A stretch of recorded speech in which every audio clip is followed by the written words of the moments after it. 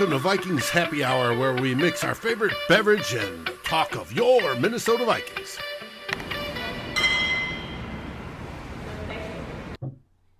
Hello, welcome back to another episode of Vikings Happy Hour.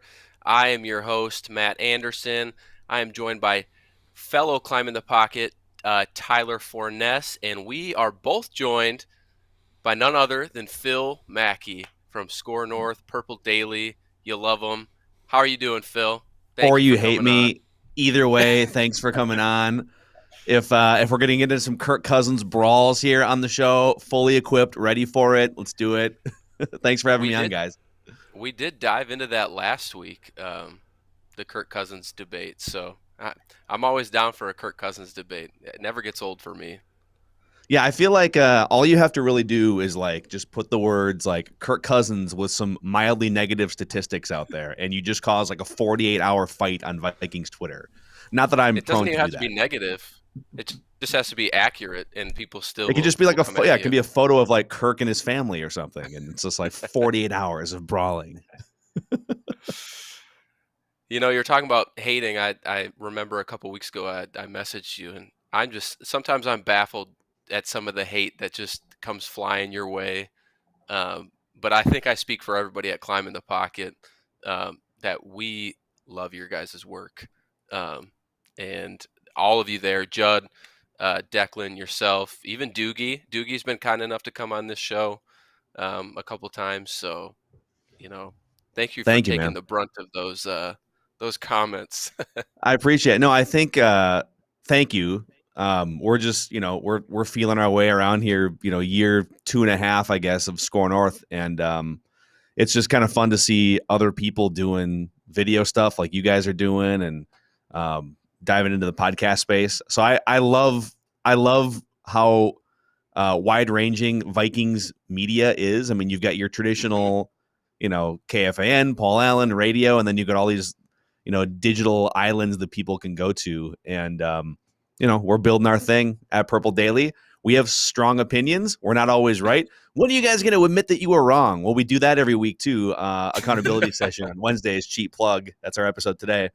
Yeah, I think we're in a weird spot with the Vikings right now in that the expectations are high, the hope is high, but the last month has felt really rickety. Just a lot Irv Smith's out for the season, and the offensive line, Christian Darrisaw, has barely practiced since being drafted, and it kind of feels like the coach and the quarterback hate each other. So there's all these things that are just percolating right now, and I think everyone's just hoping that it fixes itself by the time week 1 rolls around.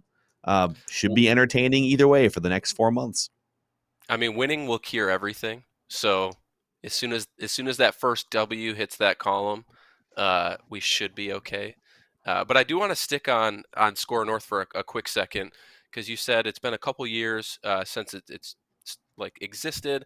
And I know Dave, he really wanted to kind of hear about your new sponsor, Surly, and kind of how that came about. That's a big one for you guys. I'm cheating on them right now, but it's regional. I'm drinking a Pacific Northwest concoction here. We can Photoshop it in. Sure, sounds good. So Surly, man, what an awesome, fun partnership. So Surly jumped on board last month as the title presenting sponsor for Purple Daily across all platforms. And we're just in the early stages. We're a month into this thing. Well, we're going to have some fun things, I think, planned in the future. But I think it's a sign that the way that brands partner with each other is changing. I think no longer is it just TV, radio, newspaper, right? I think, we just try to create a fun community of Vikings fans and Minnesota sports fans and build it and entertain all of you guys. And the next step is building an actual business out of it. And that's what we've said from the beginning of SKOR North, is that we need to listen, AM 1500 has been the place where I got my start in radio and sports media, at least on a full-time basis. But you're not going to reach all of the people that you need to reach just doing AM radio. And so, for us, just to go back even before the Surly thing, we said, how can we continue to serve the AM radio crowd but also build something that's more sustainable for the next 5, 10, 15 years, build a business out of it. And that's what we're trying to do at SKOR North and with Purple Daily, with podcasts, with video, with social media, and with radio as well. And the big thing for us is we need companies like Surly to believe in what we're doing, to partner with us, and to help push us to the next level. And so we've got a lot of great partners, but it's really cool to see a local, rooted, and I would say fun and innovative company like Surly see the value in what we're trying to do for Minnesota sports fans and say, all right, we're in, let's do this. We don't know even exactly what this is going to look like over the 12 plus months over the year, but I think we're really grateful that they see value in what we're doing, and they see value in the audience and the community that we hang with every single day. Yeah, absolutely. I know you're in Seattle now, but I mean, I live right down the street from your stomping grounds at KSTP, and so it's not too far over from Surly. So I'm sure Judd and Declan can just kind of walk on over and stumble into a beer after work. I think Judd and his wife are just living there now. Actually, I think they might have just sold their house. Not even totally sure, but yeah, that would be Judd's dream. Actually, we're gonna lock you inside Surly, and they're gonna make you pizzas and pour you Furious just for 2 weeks, all day, 24-hour broadcast. Yes. Tyler, I feel like I haven't talked to you yet.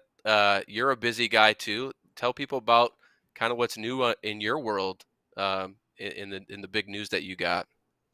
Absolutely. Well, first, I just want to say, Phil, thank you for coming on. And Matt, how dare you speak for me and not even try to talk to me? I feel really disrespected right now. I talked to you enough.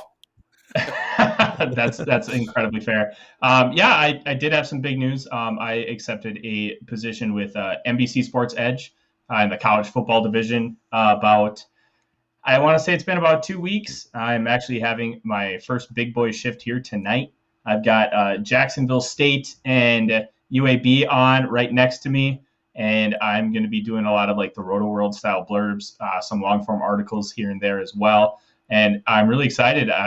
The team and everybody that I've had a chance to talk to at NBC has been upwards of phenomenal and even better. Led by Thor Nystrom, who I know is a friend of the network and a friend of SKOR North as well. And congratulations to him. He just bought a house, and it's disgusting how beautiful it is.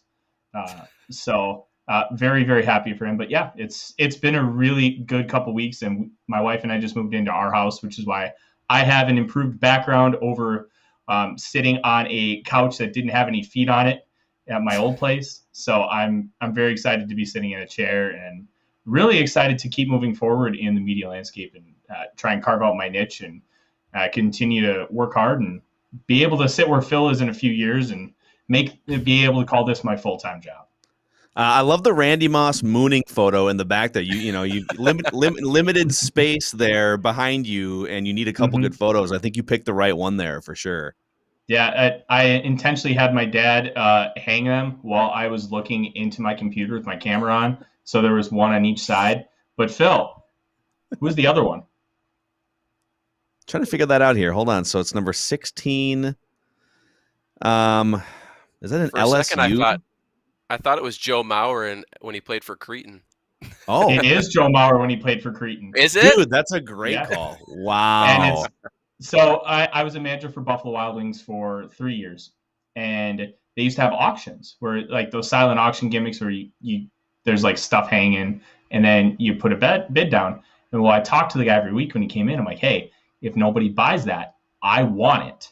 And he cut me a deal. And then eventually in between those two, I'm going to have a Houston Oilers autographed Warren Moon jersey hanging up. And I bought both of those from him and cut me a good deal. And just that awesome pieces to have right behind me.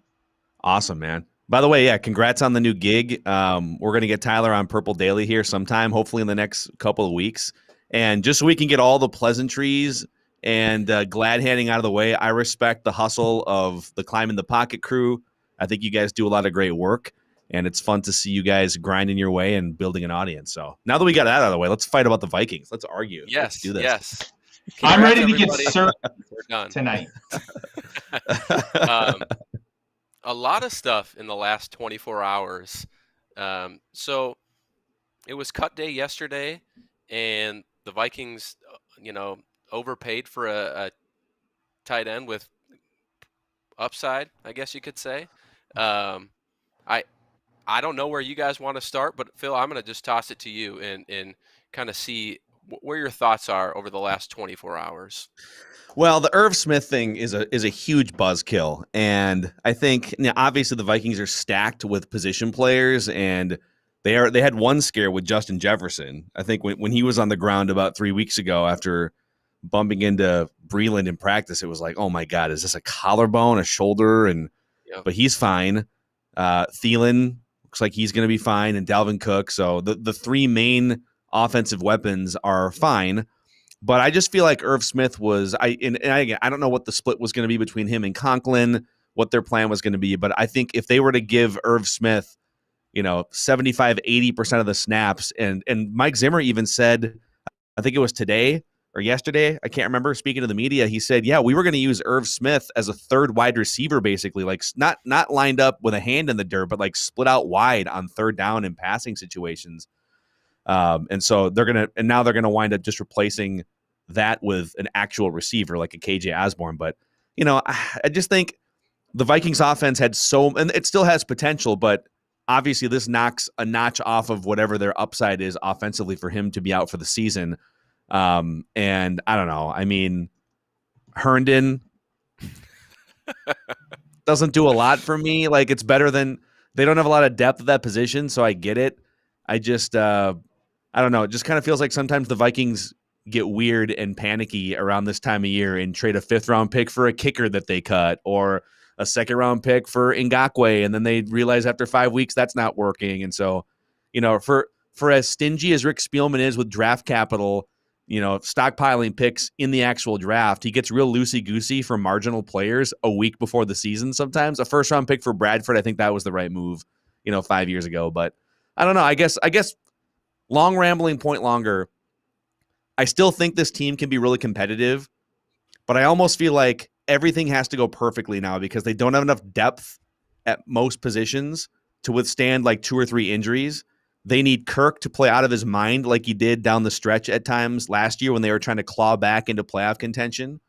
And I think they need Mike Zimmer to greenlight a more aggressive offensive approach in certain situations. So I don't know if all those things are going to happen. They could, but we'll see.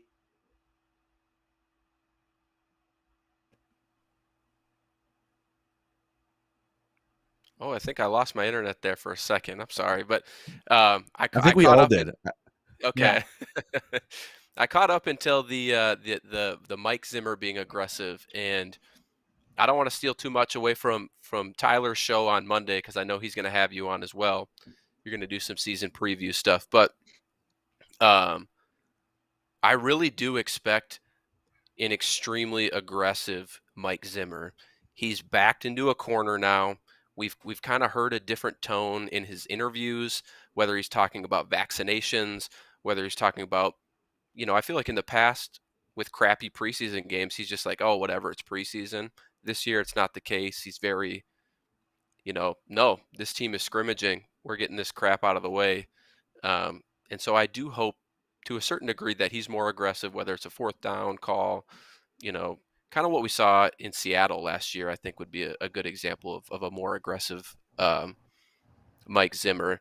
Tyler, I do want to get your thoughts. Kind of a little bit more about Chris Herndon, I feel like, being a draft guy that you are.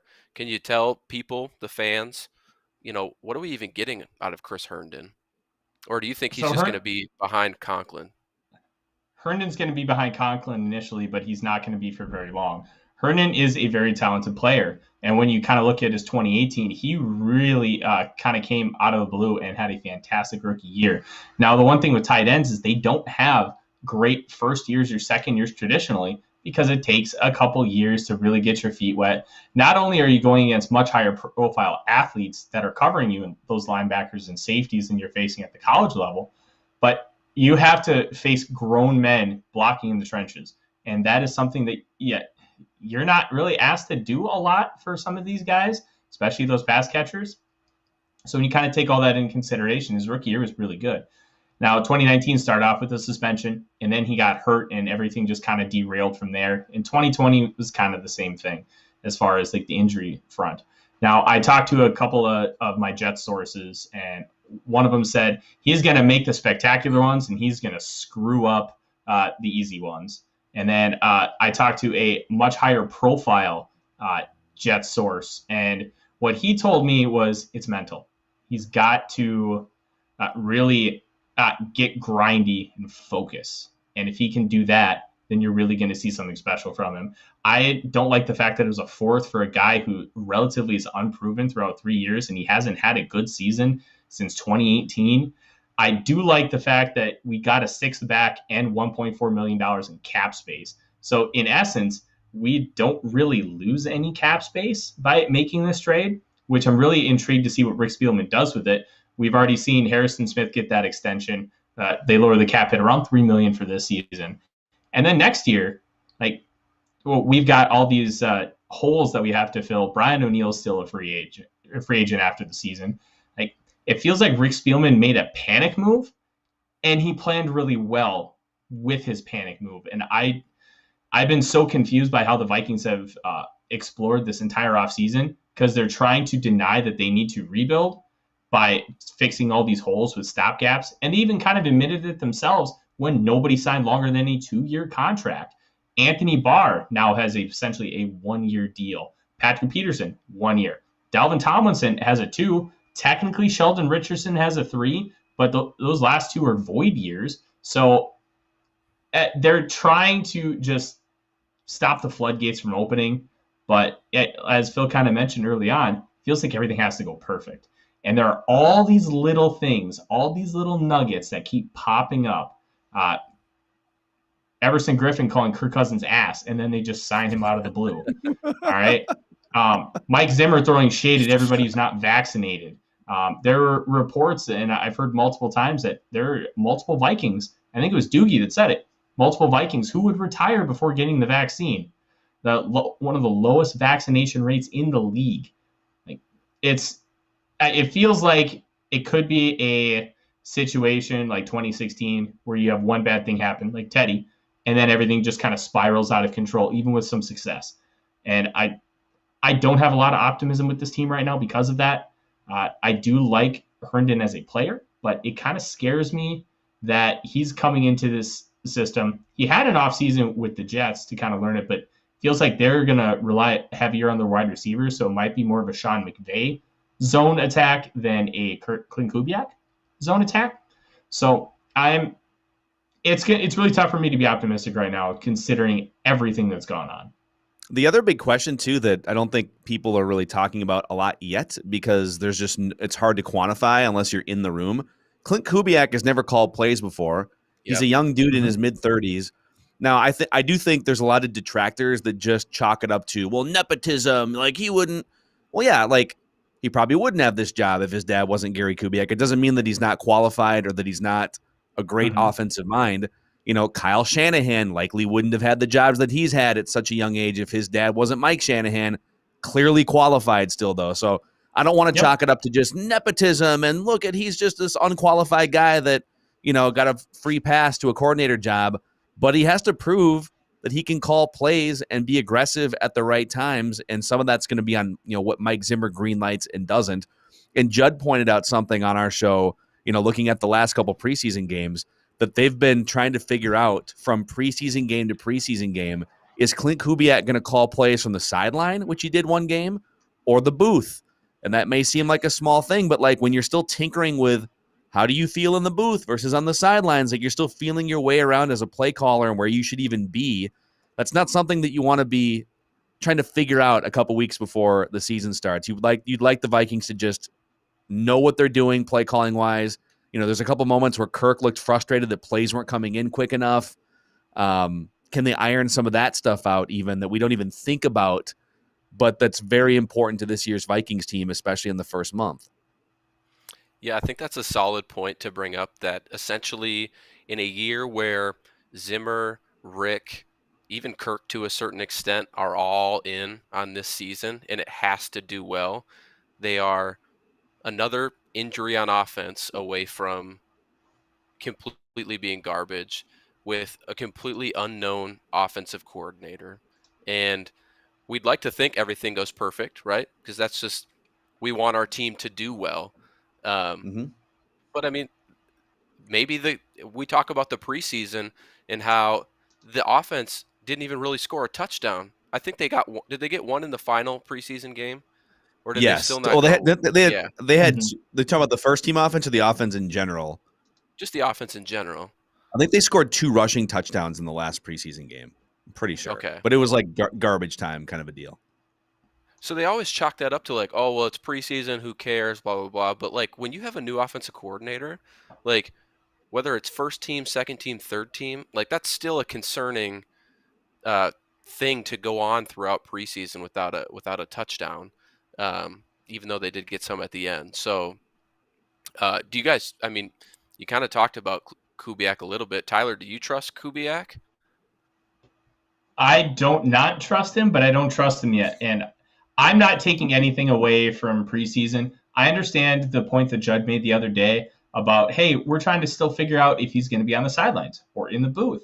Well, they did both in the first 2 preseason games because Clint probably isn't sure how he wants to run that because he's never done it before. So as much as you want to have that all situated and figured out, at the same time, he has to experience it in order to truly understand how he wants to go about it. So I'm not reading a ton into it, even though I do genuinely understand why it can be a concern and a valid one at that. I just don't know what he's going to be. He's obviously worked for his dad for a long time. Nepotism got him in the biz. Because one of the tough parts about being a young coach in the National Football League. Cheers to nepotism, you guys. Cheers to nepotism. If you can There we take go. advantage of it, more power to you, I guess. And well, the big thing with nepotism is you don't make much money and you're working like 15, 16 hours a day. And because you don't make much money, you're working that long of hours, you can't exactly get a second job. A lot of these people will live with a friend, live with their parents. Well, if you work for your dad, it's easy to live for free. So nepotism gets your foot in the door, but after that, you have to earn it for the most part. So Clint Kubiak has obviously shown enough to Mike Zimmer and Rick Spielman and the Wilfs that he deserves his opportunity. He's worked for his dad. He's worked under more vertical style of passing offenses. I'm really intrigued to see what he's going to do, how he's going to utilize route concepts, the running game. Obviously, Rick Dennison is kind of taking a big step back because of his position on not wanting to be vaccinated. So that's going to make some interesting things as far as how the offensive line continues to grow and gel. So I'm intrigued to see how it all plays out. I'm keeping a completely open mind. After about 4 weeks, I'm going to start making judgments on how good of a play caller he is because we just don't know. There's too many unknowns and variables to make any kind of concrete or even general assumptions right now, other than, hey, he worked for his dad. He's probably going to run a lot of the same stuff. Like that feels like a given because a lot of offenses are built on what you learn and what you know. So we'll see. I'm cautiously optimistic. Speaking of nepotism, have you guys ever heard or seen Steve Belichick speak before in public? The mullet is beautiful. He sounds just like his dad, doesn't he? Dude, Mm-hmm. I have a clip here. Like this is nepotism down to the way that he talks, okay?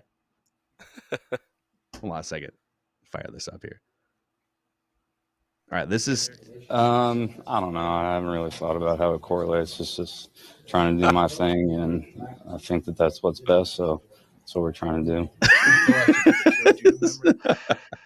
I love it, man. He sounds like his dad. Exactly. I really hope that Bill, when he retires, starts hosting coaching clinics of how to talk to the media and just be like, here's how you say everything and literally say nothing with as few words as possible. He let someone, I think it was Mike, is it Mike Reese? I can't remember, the guy who covers the ESPN Patriots. reporter? Yeah. Yeah. And Mike, he's covered him for 15 years or whatever. And he's asking Bill about, hey, this is like 4 or 5 days ago before they made their quarterback decision on Cam being cut. And he's asking Bill Belichick about, hey, can you just provide some clarity? And it's this long-winded question, and Bill's just staring at him the whole time. And finally he gets done with the question, and Bill goes, we'll announce the transactions after they happen. It's like, all right, God. Good talk, Bill. It would be fun to be a media member over there, though, I feel like. just find new ways to be shot down every single day. Every single day. I have heard that outside of football, Bill is a really fun guy, but it's hard to really understand that because, he's Bill Belichick. He is Bill Parcells Jr. The only difference between Belichick and Parcells is Parcells would literally just rip you a new one up at the podium, and Belichick is just going to stare you down like you're an idiot. I'll bet you Bill, there's been some pictures. We've seen Bill with like a Hawaiian shirt on the beach in the off season for like the 3 days that he unplugs. I'll bet you get a couple cocktails in him, get him out to some resort. I bet he parties a little bit. I bet he can be fun, but it's only for like a day and a half, and then he's back to football. Then he's like, well, he has a yacht that's named like it's either 8 or 9 rings. That's the boat's name? Yeah. Oh my god. He's got to get that thing updated every 2 years. Get that new paint job. Add another ring. He's earned it. Yeah, he's earned it at this point. Back to the Vikings in cut day. Are there any surprising takeaways from you guys? I'm a little confused with Britton Colquitt today. He was cut. Then I heard from Doogie it was just a procedural thing and that he'll be back. So I don't quite get that with all the new rules going on. But sounds like he'll be back. Sounds like Griffin's back.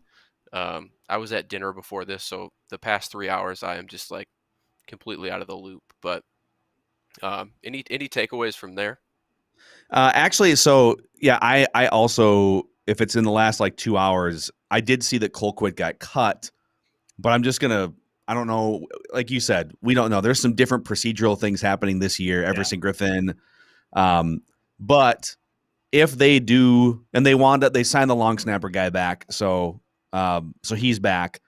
But so we had Ryan Longwell. Ryan Longwell is just a brilliant kicking and execution mind. Like how he's not consulting or coaching more. Maybe he just doesn't want. Maybe he just wants to golf down in Florida. Yeah, but he's made. Yeah, you make that much money, just go golf 36 holes a day and call it a night. But he's been on our show a few times. Just we'll bring him on as like a kicking, expert or whatever.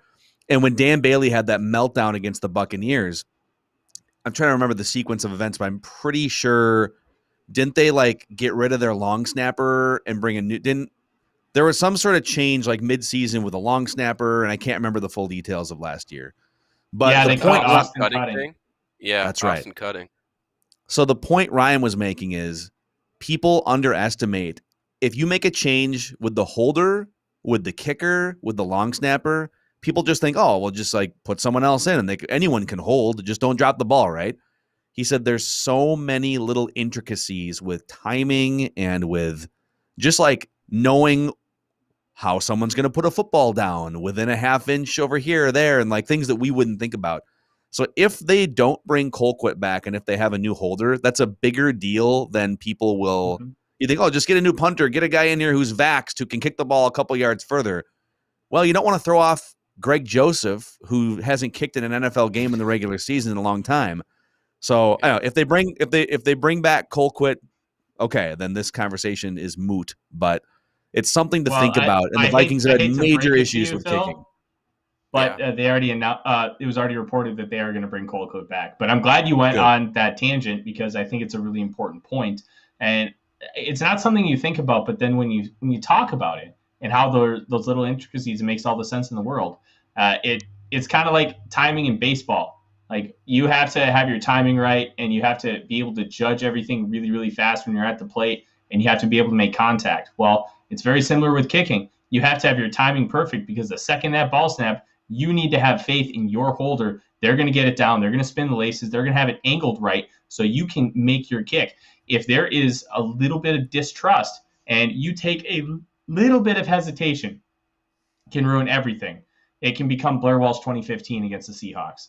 Like there's so many details, and you have to have full confidence.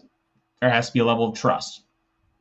Like it was the 49ers Giants wild card game from like 2007, I think it was, when the Giants were down by like the Giants were up by like 21 points.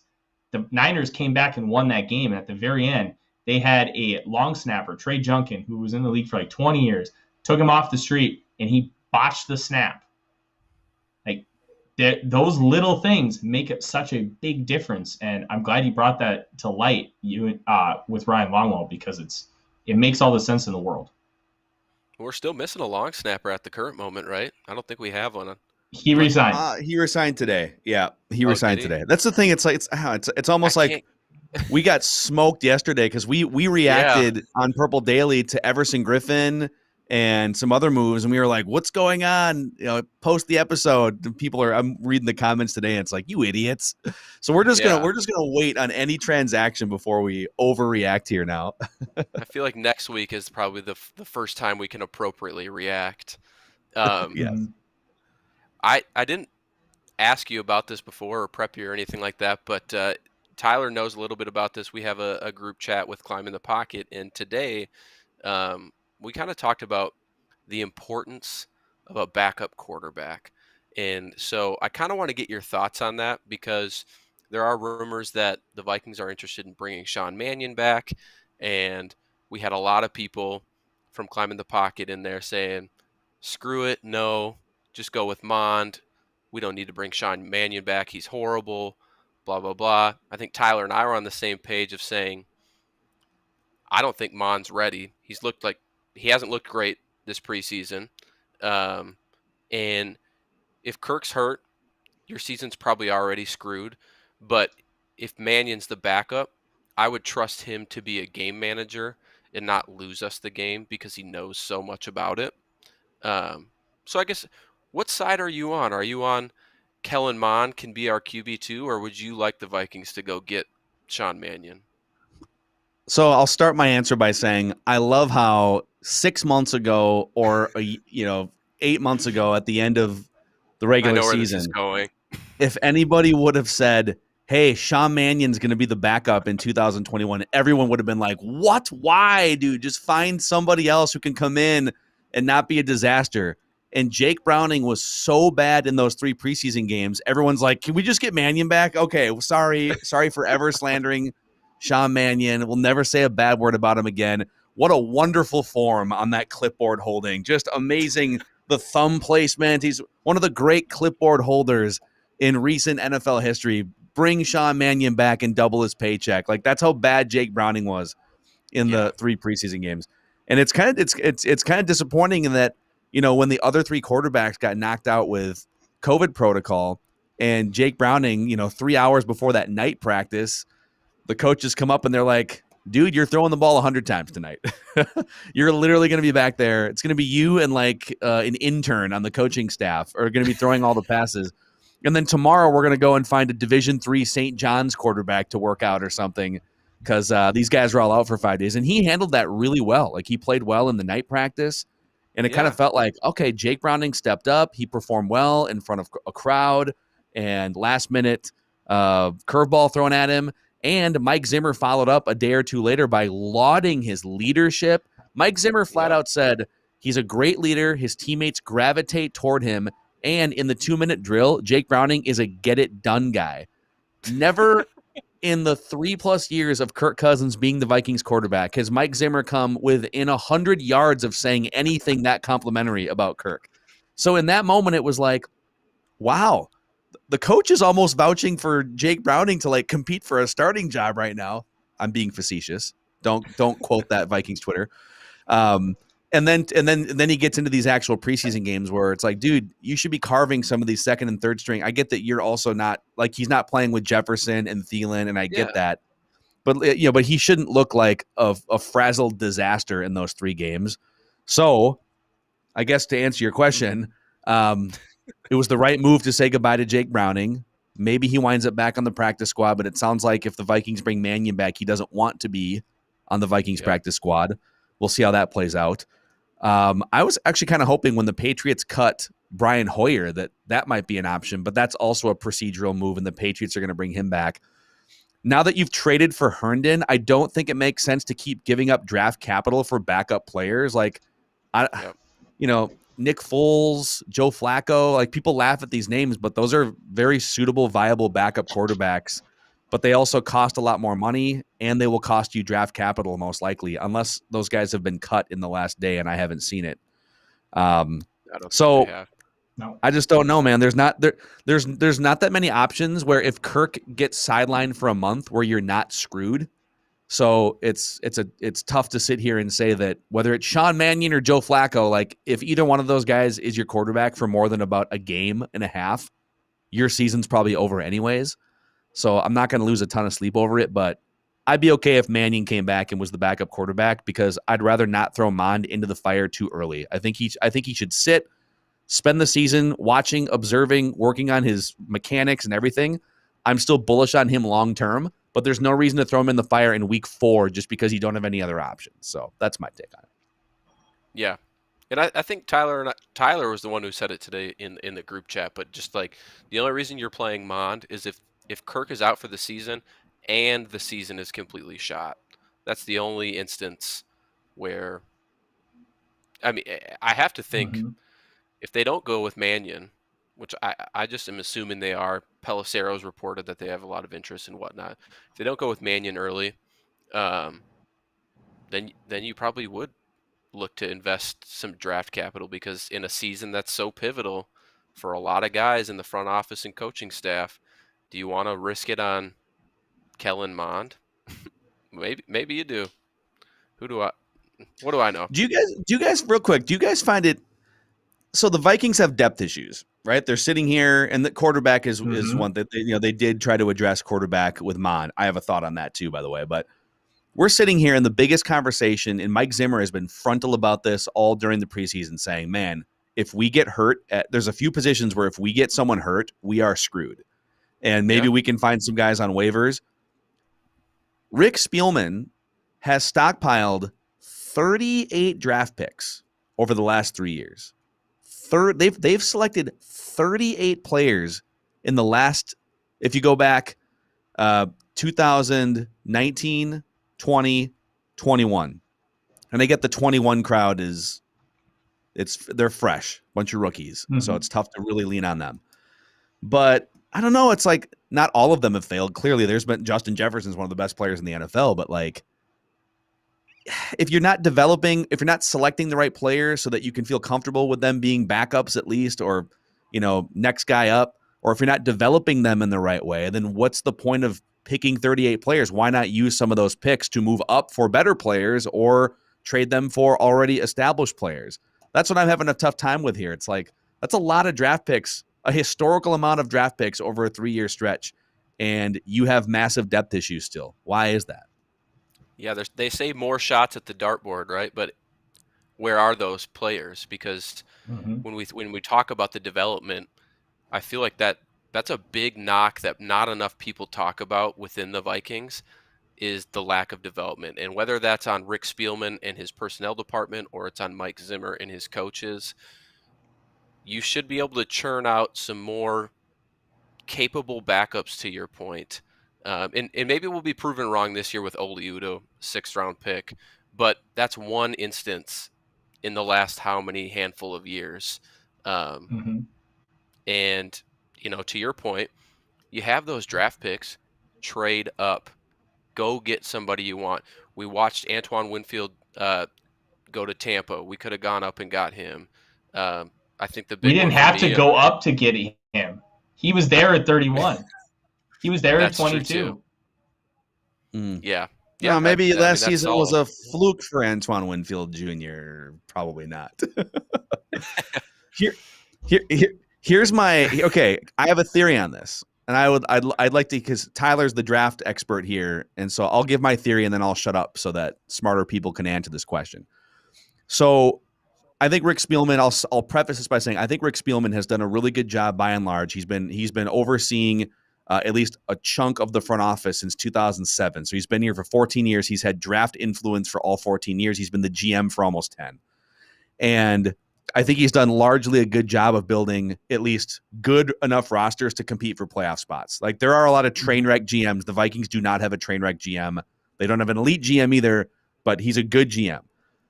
But he very rarely sticks his neck out on the line in the draft. I almost feel like in the back of his mind, his draft strategy is largely to prevent himself from being fully accountable for a failed pick.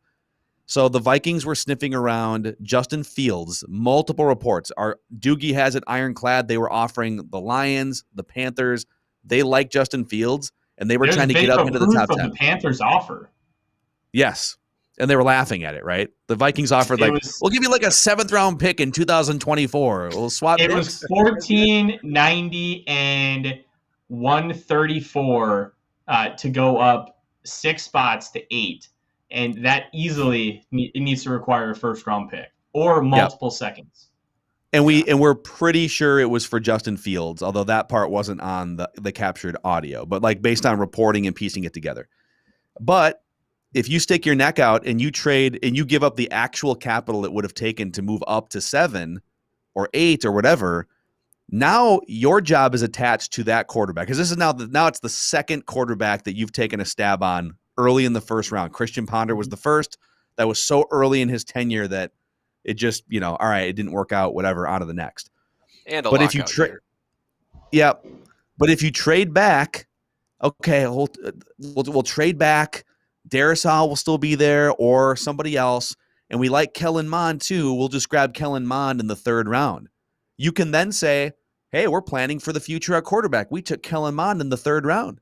But you can also say, it's pretty rare that 3rd round quarterbacks or 4th round quarterbacks pan out. It's like a 20% hit rate on those guys becoming multi-year starters. And so if it doesn't work out, well, it's just how it works with 3rd round quarterbacks. It's almost like accountability proof by handling the draft the way that he does. Well, I'm just going to keep moving back. I'm going to win every trade and move back and stockpile picks. Because if I trade up, if I do what Andy Reid and the Chiefs did and I'm wrong about Pat Mahomes, I'm fired. But sometimes you have to be aggressive like that if you want to change your franchise and go from good to great. And so that's my beef or my question about Spielman's draft strategy is he just trying to play it safe too often and it's preventing the Vikings from going good to great? Yes. The answer is yes. I agree 100%. And I think a lot of it has to do with the comments we got from Chad Graff from the Athletics article in March talking about the Vikings were not going to trade Kirk Cousins. And the quotes that were put in that article were, the Wilfs want this franchise to be like the Pittsburgh Steelers. They want long-term continuity, long-term success. They want a successful business model. Now, while a successful business model is a fantastic thing when you're looking at the numbers, when you're looking at the books at the end of the year, it does not always spell wins. And I think you hit the nail on the head when you talked about how Spielman's not willing to risk it for the biscuit. Yeah, and you know what? If they really wanted Justin Fields, they would have ponied up the capital to get him. And there's a reason why the Panthers were laughing. The trade offer was pathetic. It was an embarrassment to listen to. It was atrocious.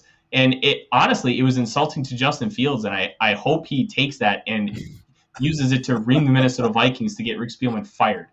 I don't actually wish that. But I loved Justin Fields coming out. He was tied for my quarterback 2 with Trey Lance, who I loved just a tiny bit more. But the only way that you don't move up for Justin Fields is 1, your ownership tells you no. Or 2, you were genuinely scared about the epilepsy and seizure issues. Now, everything apart as far as his family medical history that I have heard pointed to those issues completely going away and how you can easily grow out of that. But at the end of the day, it's still a quarterback. He's still going to get hit. He's still going to slam his head on the ground, and it's a seizure. My best friend has them. They're scary, very scary. So when you kind of take all those things into consideration, if you don't answer yes to one of those 2 that I just presented you, you are not willing to do whatever it takes to win the Super Bowl. That's why I don't want Kirk Cousins as the quarterback for the Minnesota Vikings. He's not really willing to do whatever it takes, like he said, because if he was, he'd get vaxxed. And it's not a political thing. It's a football thing. Mike Zimmer wants everybody to get vaxxed because he wants to win football games. That's all it is. Doesn't By the matter way, what real quick, politics are. on that note, because strip politics and everything out of the way, the NFL actually I don't have the data in front of me, but I read it earlier today. The NFL had X number of positive tests for COVID during training camp or whatever, and among the positive tests, it was like 7 times there were 7 times more positive tests for unvaxxed players than vaxxed players. And so, yes, you can and might still get COVID if you are vaxxed. But the fact is, if you don't have the vaccination and you come in Thanks for the contact with graphic, someone, Dave. love the graphic, and you come in contact with someone who does have COVID, whether you get it or not, you have to sit out 5 days. That's the current protocol for the NFL. And that's why coaches like Zimmer are so adamantly saying, guys, like, this could derail a season if, the wrong 5-day stretch hits and Kirk has to miss 2 games or something, right? There's a Thursday night game that, like, you could test positive on a Saturday or come in contact with someone on a Saturday and literally miss both games that week. And that's what the coaches are trying to prevent. Absolutely. And let's kind of expand on the fact that we talk about 38 draft picks in the last 3 years. How many of those are high-profile athletes in the first 2 rounds? Like, that's a big problem, too. You're willing to take those shots on a Danielle Hunter in round 3. A Stephon Diggs in round 5. Mega hits. He deserves all the credit in the world for making those selections. I don't want to take that away from him. But why aren't you taking that shot in round 1? Why aren't you taking that shot in round 2? Like, where are these, hey, we need these high-profile athletes? They're taking them nonstop rounds 5, 6, and 7. Every year, it's a running joke. Hey, what speedy linebacker are the Vikings going to take that weighs 220 pounds in round 7? Stephen Weatherly's of the world, Devontae Downs. Like, it's consistent. It's no matter what, it's going to happen. He's not willing to take those risks at all. And I think you're kind of seeing that as far as the development of the roster. Like Justin Jefferson, I was a little torn on the pick because I like Denzel Mims more. But to them, it was an absolute no-brainer. All the credit in the world. Jeff Gladney was a safe pick. He was a safe pick. He was a senior corner, 23 years old, really good in man coverage, can face bigger receivers and be successful, and then Zimmer can mold him to whatever he wanted. Why don't you take a guy like Antoine Winfield there? Sophomore, had all the testing, had fantastic work on the field. Like, why don't you take a risk there? It's incredibly frustrating. And then when you talk about the quantity, you want to trade back to win with analytics. Phil, you're a spreadsheet guy. You've talked about how your intro to media is the fact that you were a big baseball analytics guy. Analytics have a huge part as far as how you approach things in any kind of team building. But at the same time, if you have 38 slices of white bread versus 8 filet mignons, which one are you going to take? You're going to take the 8 fillets, right? I'm hungover, though. Because I would take those. Yeah. I mean, carbs are pretty good, dude. Carbs are pretty good, but I see where you're going with this. Yeah, and my point is, like, analytics are great, but they don't tell the whole story. And at some point, you have to realize, hey, there is a generational type player sitting 6 picks ahead of me, and I need to go get that generational type player. That's why Brett Veach, through all his mistakes and poor team building, he has Patrick Mahomes, and he can cover every single hole on that offense, except when 4 of your 5 starting offensive linemen are hurt and you're going against an all-world defensive line. Mm-hmm. It's incredibly frustrating. By the way, though. Yes, in the Super Bowl. He didn't lose a Week 17 game to need to get into the playoffs against the Chicago Bears and Mitch Trubisky. All right? It's incredibly frustrating that he's not willing to take that shot. We haven't been willing to take that shot at quarterback since Dante Culpepper. And that took trading Brad Johnson for a first, second, and third round pick when you had a bona fide MVP candidate in Randall Cunningham on your roster. And then that ended up working out. Other than that, when have we actually cared about the quarterback position other than, hey, we have a great team, let's plug in a guy? We haven't. It's been a symptom of Minnesota Vikings football throughout multiple ownership groups, throughout multiple front offices, head coaching regimes. Why doesn't anybody care about the quarterback? And we need a complete culture change, I think, in the Minnesota Vikings in order to fix some of these issues. And it's a really tough pill to swallow because this regime has had a lot of success, but it's been incredibly inconsistent. It's been up and down, up and down. And when are we going to just admit, hey, we need to do a Miami Dolphins and blow this thing up, rebuild from the ground up with a guy who wants to build a culture? Yeah. Sorry, go ahead. It's tough. Finish. No, that's it. It's just incredibly frustrating as a fan because I watched my Florida Gators go from Steve Spurrier to Ron Zook to Urban Meyer, national titles, to utter shit, and now Dan Mullins built the program back up. I don't want to have that with my Vikings too. I want consistency, but I also want them to aim to be great. Few injuries away from that. They're not willing to aim to be great. I don't like that they don't want to try to be great. They want to try to be really good and strike lightning in a bottle like they did with Case Keenum in 2017, like they did with Brett Favre in 2009, like they did with Randall Cunningham and Randy Moss in 1998. Like Dante Culpepper, you could argue, was striking lightning in a bottle in 2000. And that might have been the best team out of the bunch, that 2000 team.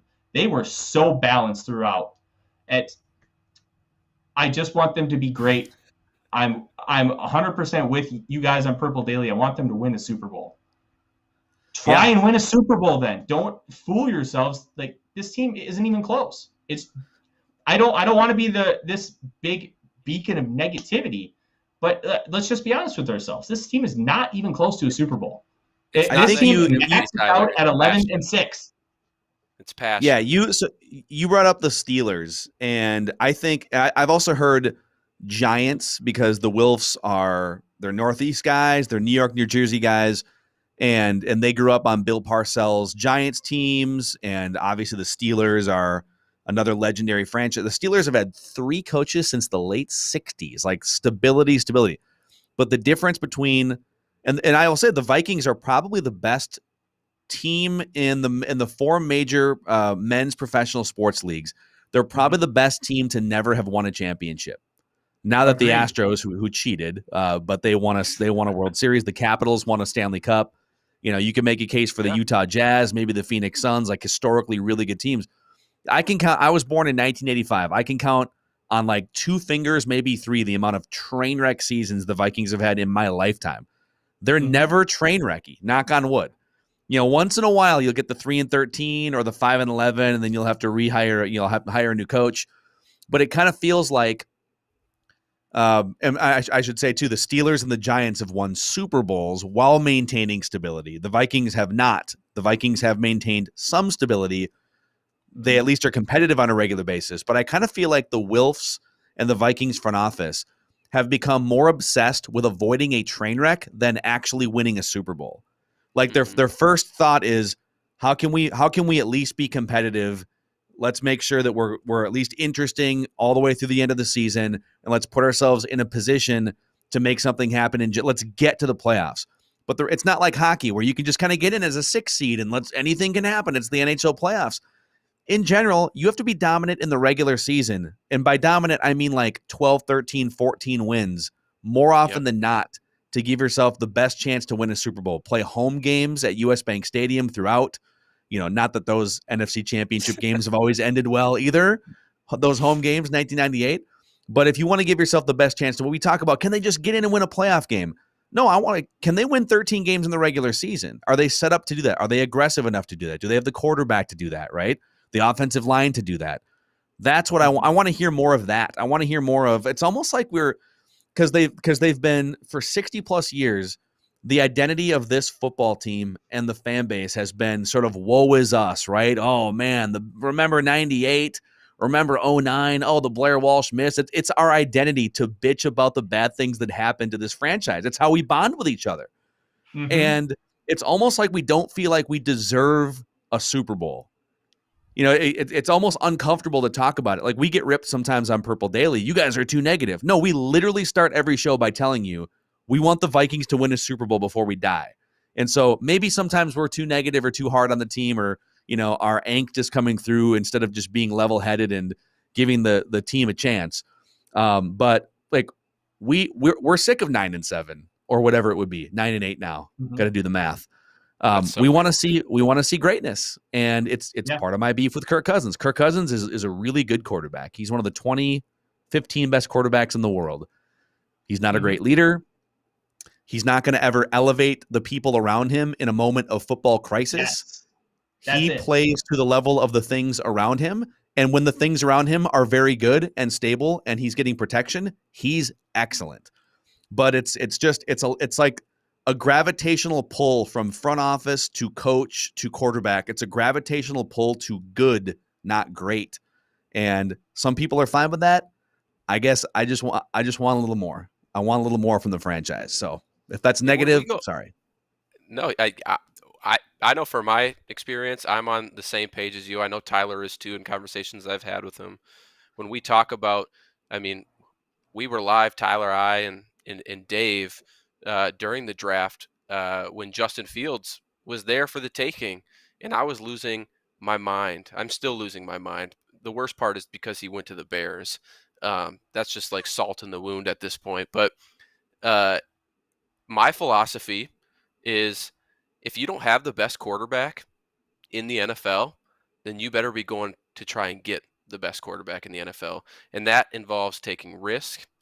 And I'd rather have Rick take shots at a Justin Fields, trading up for whoever else in the past drafts, than going with Treadwell or trading down, taking Bradbury when there were other players we probably could have taken at that point. So yeah, I mean, and Tyler, to your point, it's not negativity. It's just passion, man. We invest so much time into this stupid football team. Yep. And every year it's just the same. Like, we can predict it all.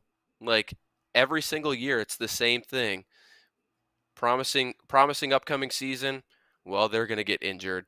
There's going to be some point this season where Kirk struggles, and everyone's going to bitch and moan for 2.5 weeks, but then he'll hit a hot streak for like 3 or 4. We'll always be in playoff contention at the end, to Phil's point, right? Because we like to stay at that average level of mediocrity. And then I feel like come November, we'll get that graphic on Fox, the In the Hunt, and we'll hear the classic words of the Vikings control their own destiny. And then that's just when we shit the bed. And that's just how it goes. The comment on the screen there was like, hey, guys, all of the things that there it is. Darrisaw's going to get healthy. The O-line is going to be solid. The defense will be top 5. We still have J.J. Thielen Cook. We have the ability to make it happen. Have some faith, SKOL. And listen, like, you might be right. You might be right. And so from that standpoint, if you're, you might be right. I'll just leave it at that. Like, a lot of things got to go right in order for this to be a successful we should season. Want better. We shouldn't just want, hey, everything's got to go right. This has to happen. This has to happen. This has to happen. Well, guess what? That's not how it works. That's not how it works in the National Football League. Even 2017, Dalvin Cook, torn ACL. Sam Bradford ruined his knees. I really hope that man can walk in 20 years. Like, no joke. Like, you have Case Keenum, who looked like absolute trash against the Steelers in his first start. Then they kind of figured it out. I've always been a Case Keenum guy. He was so much fun to watch at Houston running that run and shoot. But then again, I'm a run and shoot junkie, and I will watch any team that plays the run and shoot. So when you kind of look at everything, stuff's going to go wrong. You have to have plans. You have to be able to compensate. We don't have depth. You could argue we don't have the coaching. We don't have the coach doesn't have confidence in some of the elite players to do what they need to do. And Kirk Cousins is going to have a bad first 3 games. He's going to win NFC Offensive Player of the Month in October and November. He's going to have some struggles down the stretch, and maybe we win a playoff game. And we have seen that as a trend for 3 years. This isn't just us talking like, hey, this happened once. 3 years, struggles early, has a great stretch, struggles late, maybe we win a playoff game. That's Kirk Cousins. Can you win October does set up very nicely schedule-wise for Kirk, too. I think there's 2 or 3 home games in there. I think the Lions are in there. Like, October's the month, man. He's going to throw like 12 touchdowns, 1 pick, and it won't be his fault in the month of October. It'll be like a Hail Mary at NFC halftime. Player of the Month. Yeah, for sure. Well, I know we could sit and talk about this for a long time. We're coming in on an hour here, and so I just want to be cognizant of time and kind of let you guys go here in a second. But before you go, I do want any final thoughts from both of you. And Tyler, do you have anything left for us? I know you've been rant city this. Dude, Tyler's left this it all whole on the show. field here, man. I'm gonna clap for Tyler, man. This is the Michael Jordan flu game for you. I don't know if you're sick, but like I want to be Scottie Pippen carrying you off the court right now. You've left it all out there. No, I'm not sick. I've been go. I worked 11 hours today, and then I'm doing NBC tonight. And there's no flu game. This is just, you're getting 100% of me all the time. And other than my outrageous sunburn that's still on my face, this is just my actual thoughts. Yeah, I was outside for 4 hours with a hat and sunglasses, and I got this. It was absolutely ridiculous. But this team needs to figure it out, and I'm genuinely concerned that ownership won't figure it out to make the necessary changes, because like they're going to have reasons and excuses for everything. And it just worries me long term. This team is not set up for long term success right now. Has a few core pieces, but I don't know. Tyler. I'm not dejected. I said my piece. They need to figure it out. They really do. I know, buddy. And Tyler jumps out his window, just gone. I've got my whatchamacallit, Judd equivalent to Surly in the brewing project. And I've got my peach and blackberry cobbler sour. So nice, dude. I'm a fruit forward guy. I'm a fruit forward guy. I'm with you. It's phenomenal. I don't care that it's 300 calories. It's phenomenal. You'll change your life tomorrow. Mix in a salad. It'll cancel out. It's the state fair tomorrow. That's 10,000 right there. Oh, man. Oof. Friday, then. Yep. You know, I don't know if they've done this, but someone should come up with like a salad to go stand at the state fair. They would probably crush it. People just feeling kind of guilty. You've had 9 pronto pups and you just need to cancel it out. They have a fruit stand. I got kombucha one year. That was really good. Yeah, they also have there's a place called I believe it's Patina's Chicken Grill, which they have also right down the street from the Twins spring training facility. That's where I found it when I used to cover the Twins like 9 years ago. And it's just like amazing chicken, vegetable, and rice bowls.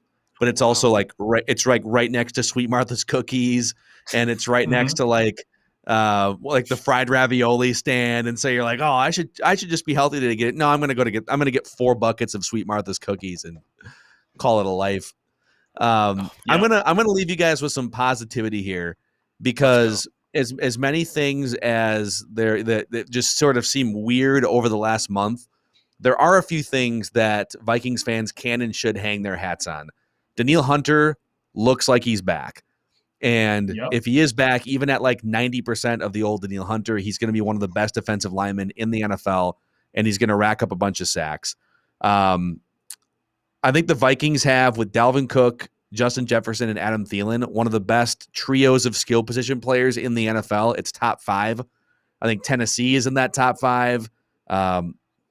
I'd have to go down the list, but like it's in the top 5. And so they're going to get separation. They're not going to need perfect blocking to score points on offense with those 3 guys if they stay healthy.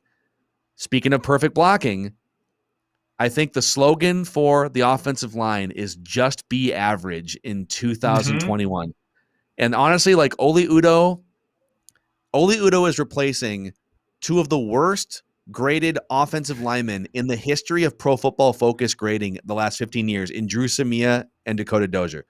If Oli Udoh can just be average, and there's a whole left tackle elephant in the room right now because Rashad Hill is not meant to start long term. He's in there right now. We don't know. Darisaw, high hopes, high ceiling. He's a rookie coming off core surgery. So that's like, it's fine. You plug one hole and now another one opens. But I think in terms of up the middle pressure, Oli Udoh, if he can just be average, will be a huge upgrade over Dakota Dozier. And I think I also think Mike Zimmer talking about wanting to throw the ball down the field more between the second and third preseason games.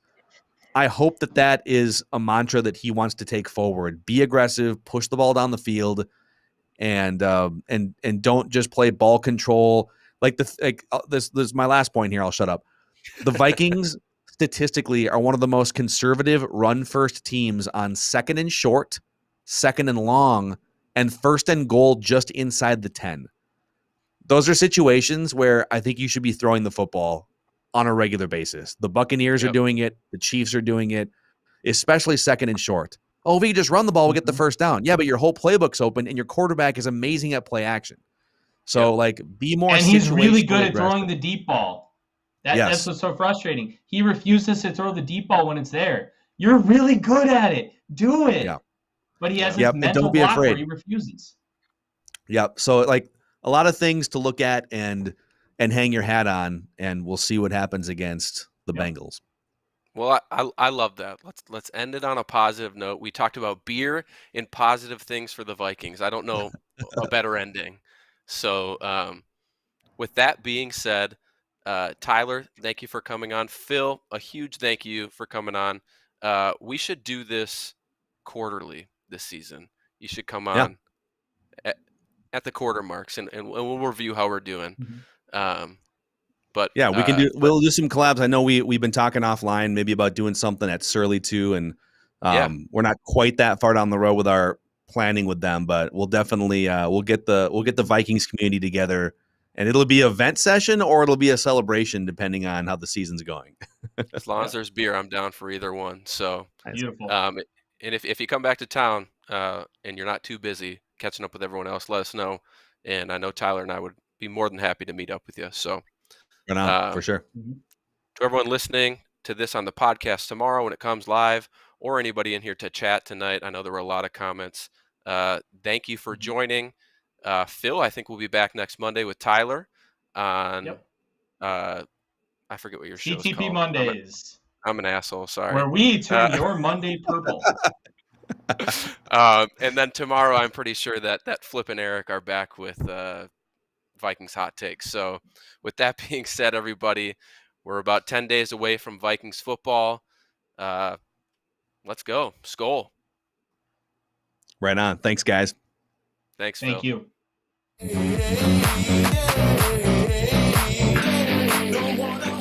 Thank you for watching or listening. As always, if you like, subscribe, and ring the bell for notifications. And if you're listening to the podcast, please rate us on your favorite aggregator. SKOL, everybody.